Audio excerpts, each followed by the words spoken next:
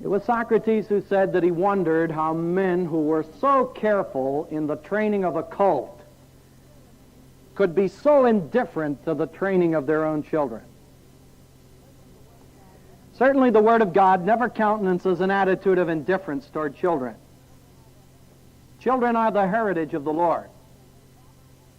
In Proverbs 22 and verse 6, we read a staggering promise. Train up a child in the way he should go. Now listen to the promise. And when he is old, he will not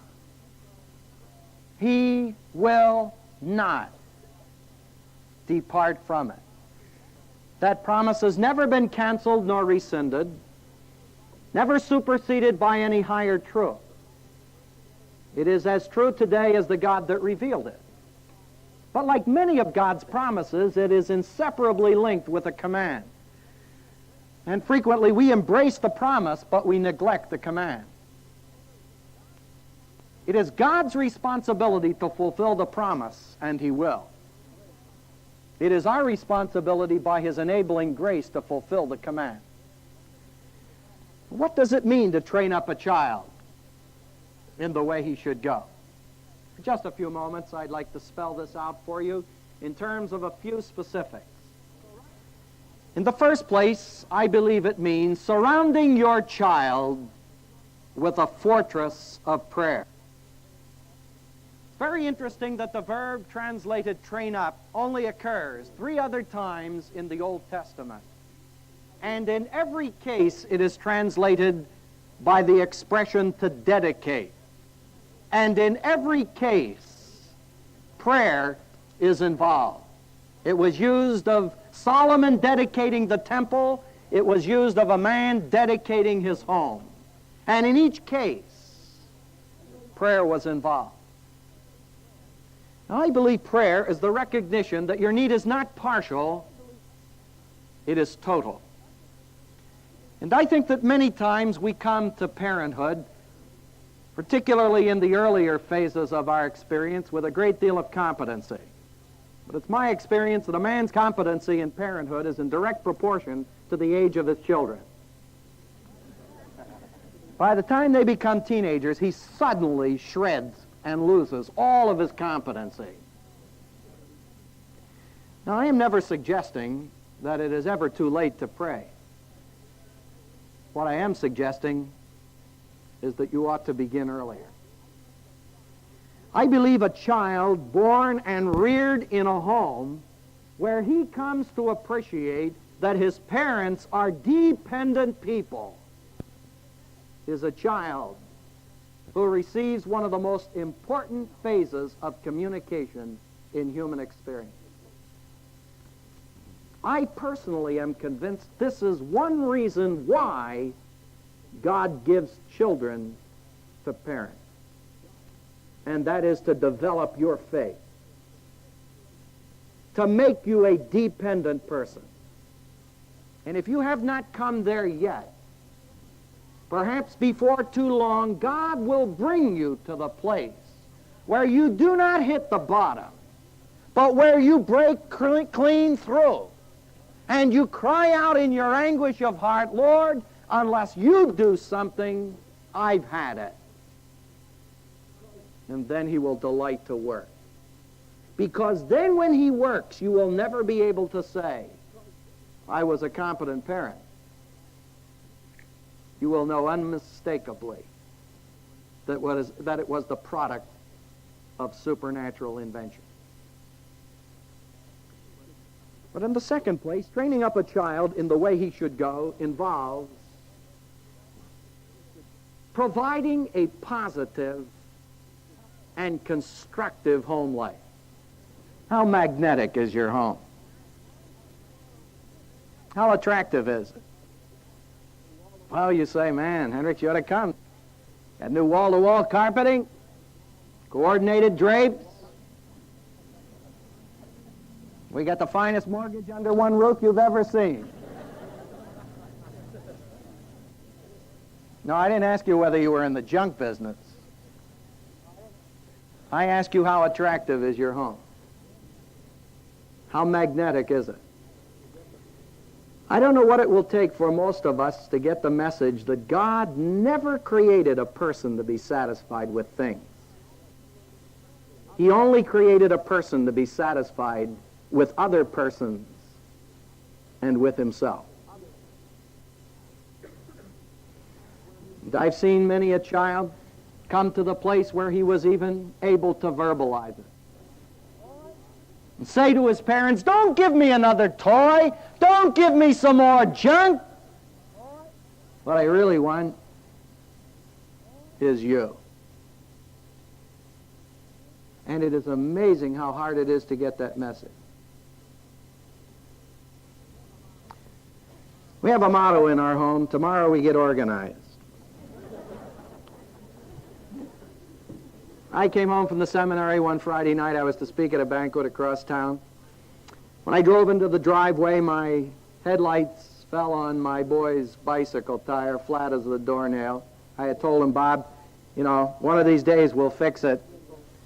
I was going away for some meetings, and I knew, boy, this was it. It's now or never. So I plowed in, fixed the bicycle tire, got washed up, tore across town, got there about 20 minutes late. This MC had ulcers on his ulcer by the time I got there. Boy, he was really shook up. "Where in the world have you been, Hendricks?" I said, "I'm awfully sorry I was late. I had a flat."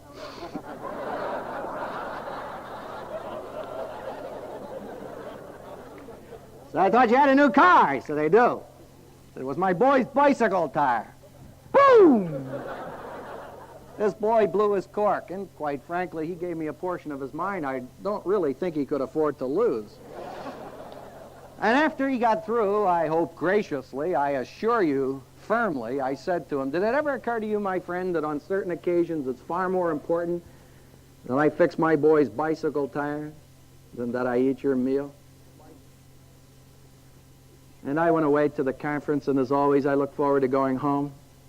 When I got home, my boy Bob and I took a walk through a wooded section, tossed the ball around, and then we're sitting down by a little creek and threw some stones into it. I turned to him, I said, "Hey, Bob, you love me?" "Boy, sure do, Dad." "That's wonderful, pal." "Why?" "Why?" "I don't know. I mean, you know, how philosophic can you get for 8?" I said, "Look, Bob, you never want to love anything or anybody without a reason." And I forgot all about it. Must have been a half hour later. All of a sudden, he turned around to me and said, "Hey, Dad, I got a reason." I said, "A reason for what?" "Why I love you." Oh, I said, "Wonderful, pal. Why?" He says, "Because you fix my bicycle tires and play ball with me." Do you ever have the Lord pick up a 2x4 and drop it on your head? No, I don't know if it's occurred to you or not, my friend, but my kids are really totally unimpressed that I came out here to talk to you. It's amazing, isn't it? In fact, my kids are unimpressed that I'm a theological seminary professor. Imagine that. My boy told me some time ago, "Hey, Dad, when are you going to get a new job?" "What's the matter, pal? Don't you like my job?" "No, why?" I said, "I can't explain to anybody where you work. They all think you work in a cemetery."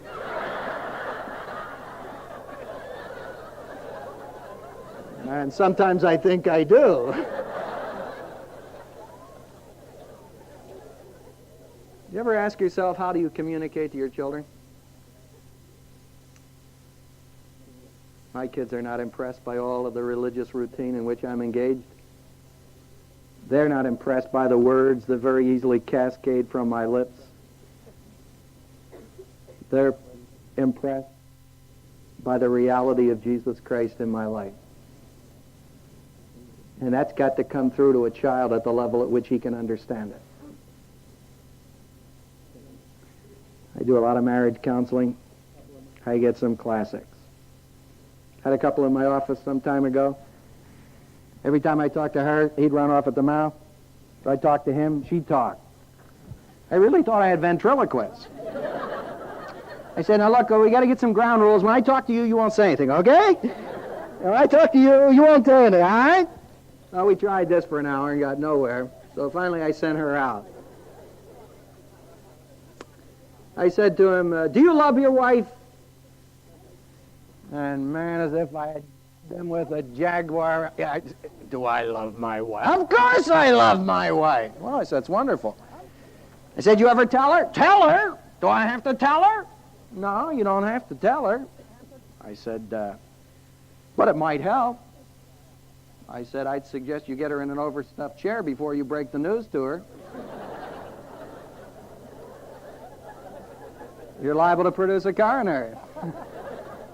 He said, look here. He said, I married her 22 years ago, and I told her then I loved her, and it's still in force until I revoke it. I didn't know I was talking to a lawyer.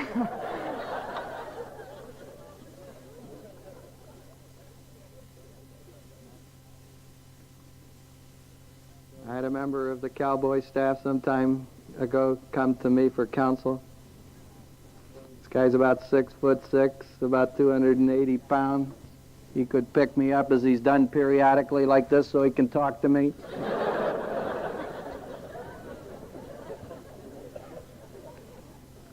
He had the most severe problems in his marriage. He'd come to know Christ through a member of the team who is a Christian.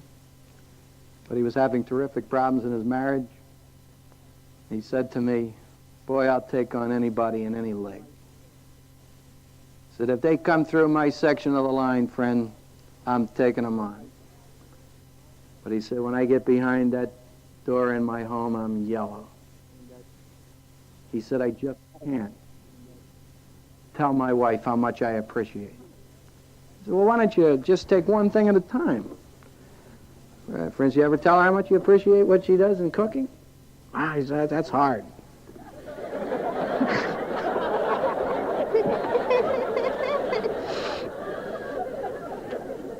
Well, I said, wait till you get a good one and try it on for size. He came back next week. Well, he said, I blew that one. I said, well, let's try it again. And I'll never forget when I saw his wife the next time. Boy, I said, how you coming? Boy, she said, my husband sure scared me the other day. What happened? And after the meal was over, he got up, walked over, grabbed me around the neck, said, wife, that was wonderful.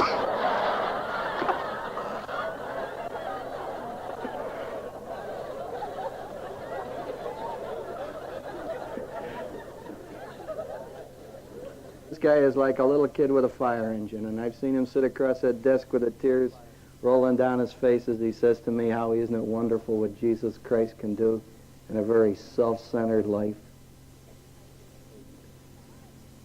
My friend, each of us who is married can understand that love demands expression, communication at the level at which the person being loved can understand. When the child is small, sometimes it means sweeping him up in your arms and lathering him with kisses and putting him down, and his legs keep moving and he never loses a stride. With a high school kid, you're busy, you're a salesman, you travel, you do all of the rest of it. He knows that. He understands it quite well. What he wants to know is, what do you do with the time you do have? And you say to him, hey, pal, I got 3/4 of an hour, and I don't know how I would spend them any better than with you. I'd just like to do what you'd like to do.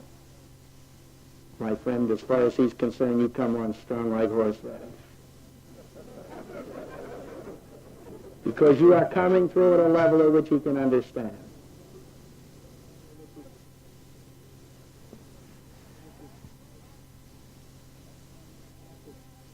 I really do not know, my friends, what it's going to take with some of us as parents to have the Lord break through in our experience to learn how important it is to share the reality of the love of Christ in your life in terms of your child's experience. Training up a child in the way he should go also involves being a consistent example. Some years ago, I chased this verb through. Comes from an old Hebrew root form. that was used in the process of a Hebrew midwife who at the time of birth would take a finger and plunge it into crushed dates or oil and would take that substance and rub it across the roof of the newborn infant's mouth to stimulate sucking so that the child would take nourishment and live. And thus it came to be translated to create a desire. Isn't that beautiful? Do you ever ask yourself, how hungry, how thirsty are you making your children for Jesus Christ? Oh, I know somebody says, you can lead a horse to water, but you can't make him drink. That's right, but you can feed him salt.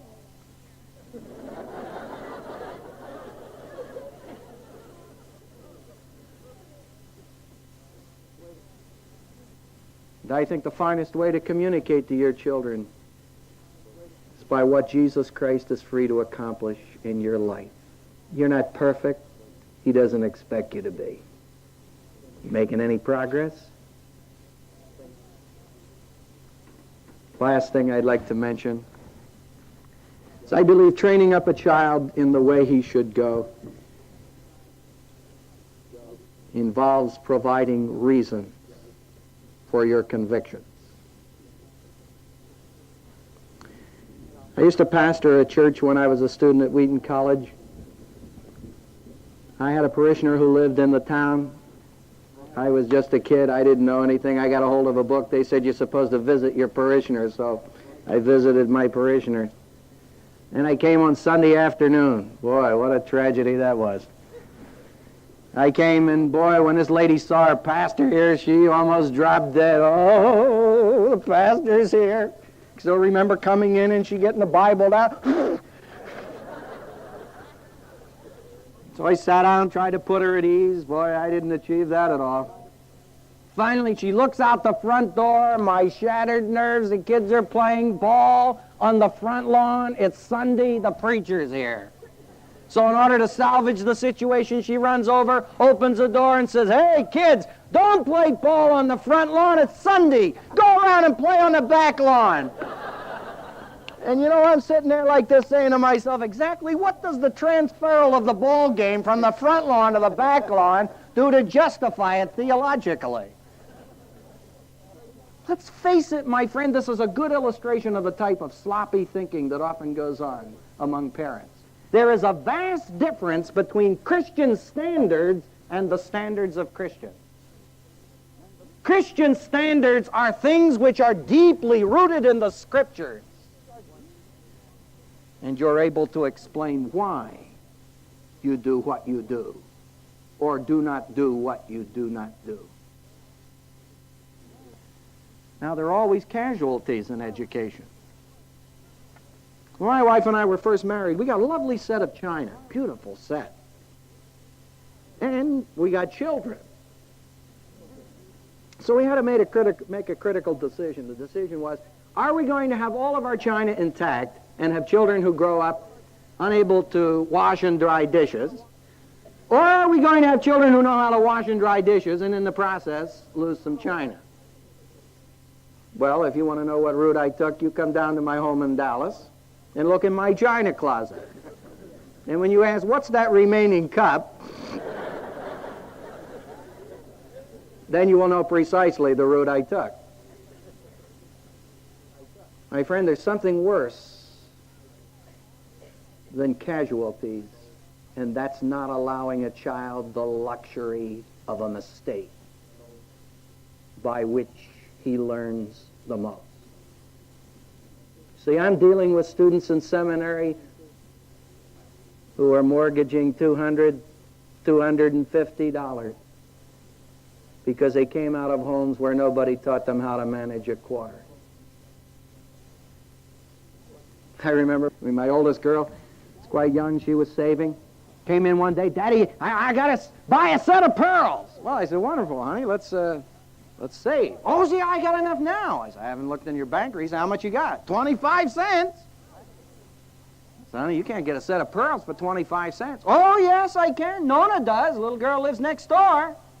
No, honey, you know, you get what you pay for. Junk. Buy 25 cents? No good. We go back and forth, all the discussion. Finally, I said to her, look, hon, it's your money. You're going to have to make up your own mind. What are you going to do? I'll buy it. So she gets the pearls. And Sunday morning comes, man, she puts them on. Oh, boy, we're going to church, and we had a station wagon at the time, and we're on our way to church, and Bob's sitting next to her in the back, gangly is all getting, he moves over to her. Pearls all over the back seat. You know what I do? Same thing you do. I grab for the steering wheel and pray for grace. Right? Don't look so pious. Yeah, temptation is turning, I told you so. Fortunately, I kept my mouth shut. I got home that afternoon. I was nestled in a book, and she came. I noticed she was moving around a little closer and a little closer. Finally, she got up on my lap. She said, Daddy. I said, yes, honey. Guess I shouldn't have bought the pearls. I said, really, honey? How come? Cheap. You know how much tuition that cost me? 25 cents. That's the best quarter I've ever invested. She's in university now. And I'll clue you, friend, if she didn't know how to manage her money now, she would have had it.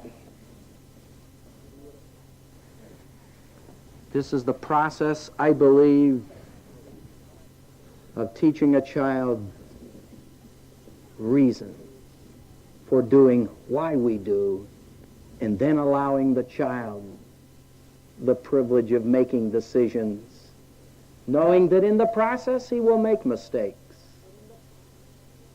but he will also learn.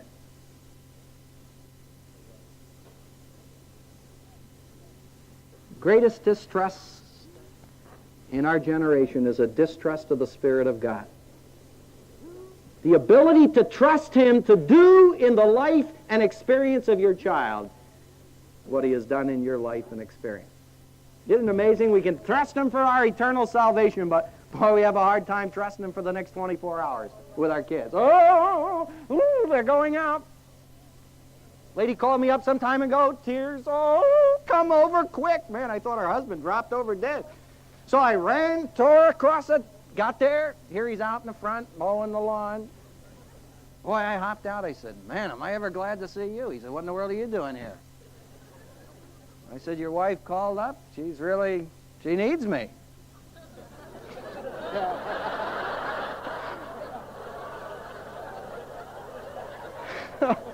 Oh, he said, good night. Let's go in and see what's going on. We go in. Now, you don't laugh at this, okay?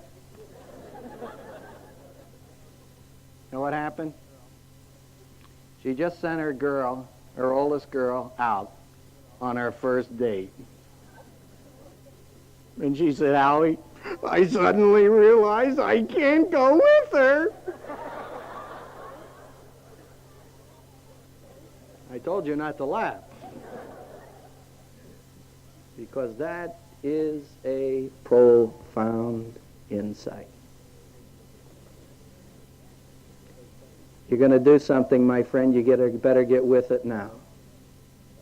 Because you do not have eternity in which to do this job. And it's not too late. God has not brought you here to club you and mock you and say, see, you're not doing it. He brought you to open your eyes to see what He is able to do by stepping into your home, into your heart. Father, please do that. We need it so desperately, much greater than even our realization of our need. And bring out of these hours spent together here fruit to the eternal praise of Thy glory. For Jesus' sake we ask it.